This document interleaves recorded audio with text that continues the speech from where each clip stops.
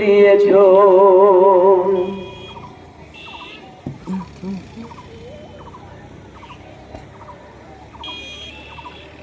এত ভালোবাসো কেন মালিক আমার, কি করে শুকর করিয়া যায়।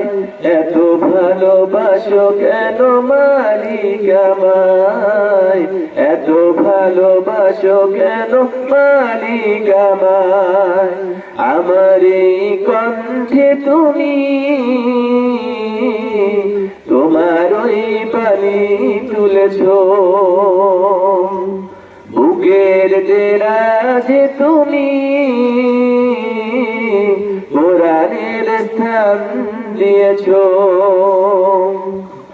এত ভালোবাসো কেন